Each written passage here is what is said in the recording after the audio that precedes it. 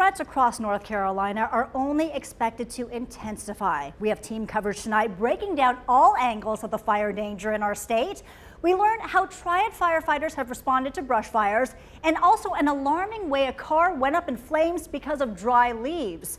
Let's begin with WFMY News 2's Daniel Cruz, who spoke with first responders.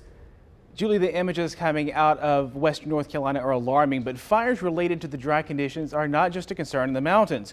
Take a look at this fire that happened today in Winston-Salem. Firefighters say that an SUV parked on top of a pile of leaves that were raked to the road, and the heat of the engine was enough to ignite the dry leaves, causing the car to erupt in flames. This week, Winston-Salem firefighters have responded to a dozen brush fires, and although these kind of fires pale in comparison to the scale of fires in western North Carolina, smaller urban fires can spread just as quickly to nearby homes and businesses.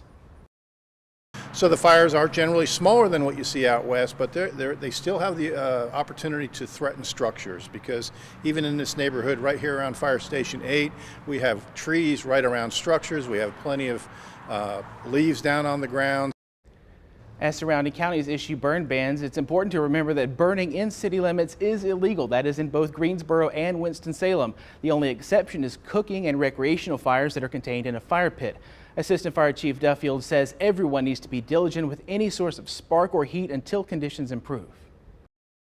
Outside the city of Winston-Salem, if you're in an area that does allow burning, be safe, have that hose near you, don't leave the fire, and make sure it's out and it's cold and out.